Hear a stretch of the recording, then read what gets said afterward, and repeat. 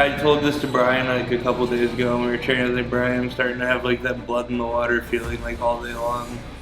And yeah, I don't know, just like you know, kind of like you wake up and like you have like intent, and you know you have to get something done, and you know, it's just very, and especially you know coming back from Florida and getting back in my routine. You know, I'm back in my house, everything's 100% on point.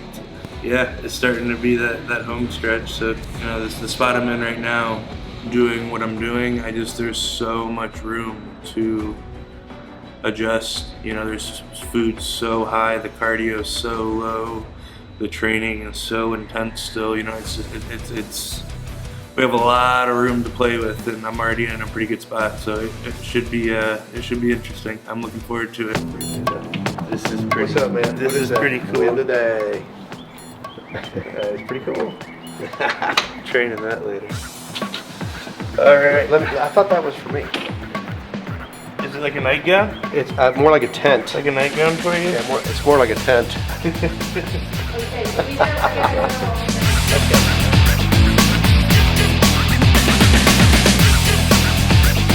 You know, in terms of presentation, it's one of those things that nowadays is really getting a lot of attention. It's being discussed a lot again. You know, for a while there in the 90s, it seemed like we had lost our way as a sport where the presentation is concerned. And whether you agree with me or not that posing is art, that it's an art form, whether you agree with that or not, one thing that we all have to agree with is this, is that posing is essential to presentation.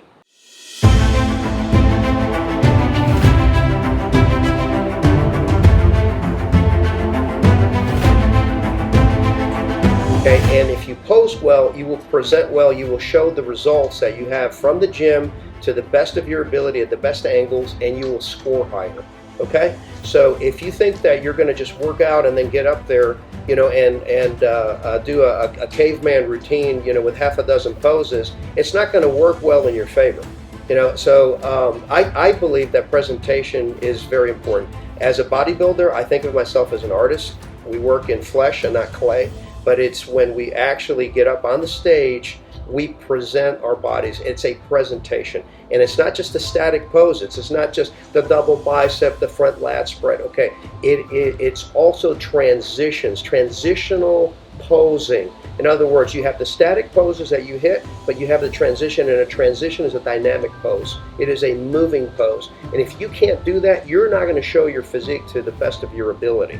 So that's what I think, and I think that presentation and posing is very important.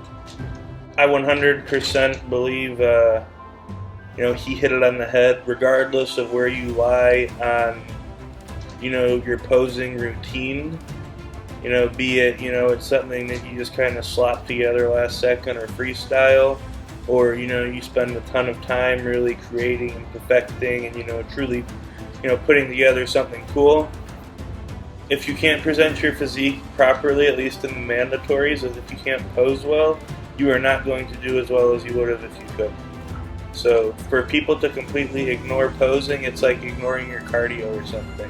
It's never made sense to me. You know, it's like these people, they'll go and they'll do, you know, like doubles on the stairs every single day and train for 2 hours and eat, you know, chicken and asparagus like for 5 meals a day. Those poor souls. Just trying to get in shape for a show, and they never ever pose, and they look like a deer in the headlights, you know, having like an epileptic seizure on stage, you know. And it's like, it makes no sense. You suffered so much and spent so much money to do what? To completely blow it on something that was completely under your control? It doesn't make any sense to me. And that's at the amateur level. For you to not be able to pose at the pro level, that's I mean, you're just poor at your job. It's your job. Or lazy. Or lazy. Yeah. He feels pretty strongly about it. I feel pretty strongly about it too, just in a sense, you know, it's like when people put time into their posing routines, it creates a certain value about a bodybuilding show. It gives people reasons as fans to come see, you know, a bodybuilding show. Look at the Arnold this past year. Look at the routines that Sergio and Terrence did. You know, both those routines, you know, like they were awesome. You know, like they were captivating. You watched them They, you know, the whole time it had your attention, and you felt like you were watching something out of like the 90s. You know, they put the time into it, they perfected the routines, they had the physiques to go with it. You know, that was really cool to see. I'm really looking forward to what we bring you on Tampa. It's gonna be cool. We're actually gonna get started on the routine tonight. We finally, you know, we spent probably like 2 weeks, you know, going through different music, cataloging all the poses, you know, getting a list of all the poses that I hit well and that I looked good in, and, you know, going from there, creating strings, and then, you know, plugging the strings into the song that we eventually landed on. So we'll actually get to that for the first time later tonight, and we'll give you a little sneak peek at that. But yeah, posing, it's coming back. You got plenty of size. What's going to do Getting is dug out. getting dug out. I like that, getting dug out. Getting dug out. Yeah. Crispy. Well done. Well done. Burnt. Shredded. Well done. Shredded. Peeled. Crispy. Fatless. Dry.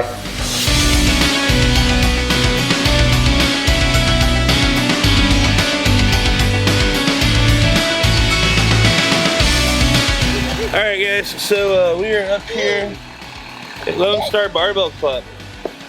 Y'all might recognize the space. This is where I was training whenever gyms were shut down here in Texas. They were a private facility that hadn't really opened to the public yet, and family friends of ours, so it was a very private environment. But now that things are back up and running in Texas, I definitely want to give them a little shout, because this place is where I was able to hit that awesome rebound that I got whenever you know, all the shows first started getting canceled, and, you know, had a place to train through all of the lockdown. So big shout out to them, big thank you to them for that. Back here today to train back, just because I really like training back here. The owner, Ron, and his son Matthew, they have a really good, you know, lineup of equipment here. And they have this really cool homemade, like, banded deadlift platform that if you watched any of the training from quarantine, y'all have seen before. But yeah, so we're gonna pull on that at the end. I really like how that feels.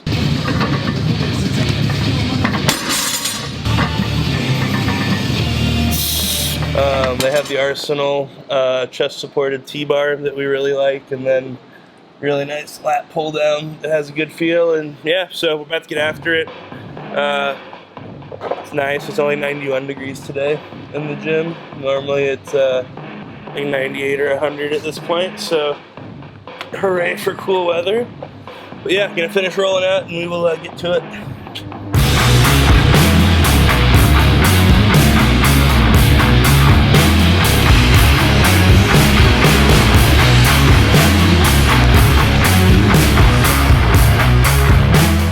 Keep in mind that gyms are open in Texas. We could have trained anywhere we wanted today, and what I'm getting at is it doesn't take a ton of equipment. You know, I honestly made the best gains of my life in this little space during quarantine, probably. And, you know, granted, like, some of the upper body stuff, you know, it's got a bunch of great prime stuff, but, you know, by and large, like, all of the back sessions, and my back's arguably what improved the most in the last 6 months. We use nothing but, you know, like dumbbells, barbells, and, you know, like a cable station that you see us doing like everything on. So it's you don't need a ton of stuff is what I'm getting at. And you know, like I said, I could have trained like any gym that's around right now because everything's open, but, you know, I wanted to train here today. And you best believe, being 7 weeks out from a show, I'm not training anywhere unless I believe it's the absolute best option for me. So just wanted to kind of point that out, as it doesn't take a lot. You know, it just takes a mindset, the intensity, and then it does take a certain amount, obviously. I'm not trying to say you don't need equipment, but yeah. I really want to buy one of these and just like hack it to pieces and have a bench right there. Just something that'll go across your lap like this, go way back there, and be able to adjust it like back and forth. And you gotta think about the way the lat is here and wraps around the back. So the angle being in line with the line of pull of the muscle. You know, you're not in the line of pull with your lat when you're underneath, like a lot of lat pull down. So that's why in most videos you see us do any kind of lat pull down work, we'll be in some kind of setup like this, or with the incline bench way back, you'll leave that line of pull actually in line with the lap that we were trying to take.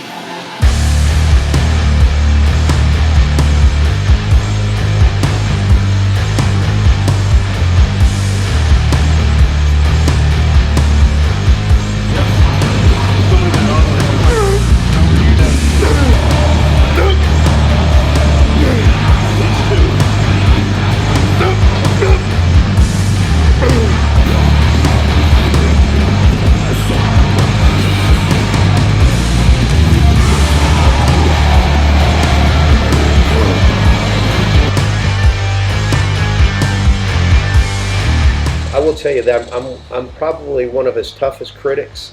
You know, being his father, you know, I just kind of give him the unvarnished feedback, and I don't know that he always appreciates it at the moment, but I think that later he thinks about it, you know, and that it you know, it may be one of those things that helps him, you know, to target specific things. You know, I think he's done a phenomenal job of exceeding my expectations at each level. Because I will tell you, when he stepped up to the national level, you know, it's like, okay, how's he going to do at this level? And lo and behold, you know, he kept improving. And when he won the nationals, he was a clear winner. You know, and then I thought to myself, okay, well, how's he going to do as a pro? And you know, he's made such terrific gains since nationals. It's just night and day.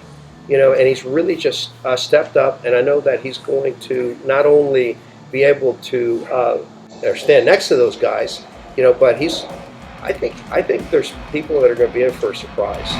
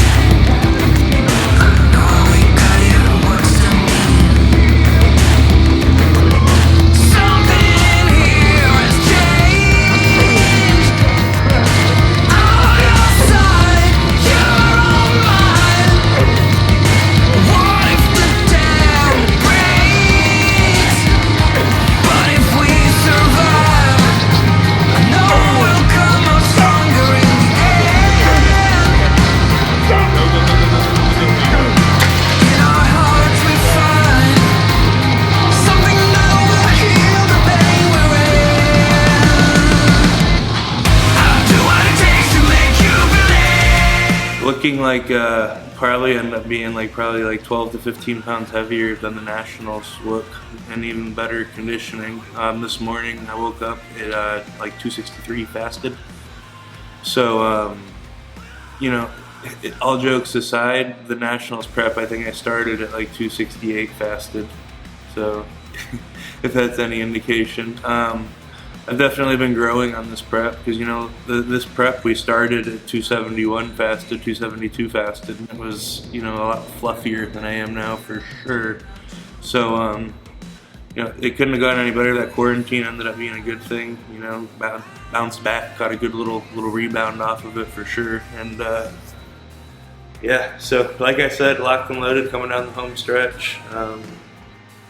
Looking forward to it.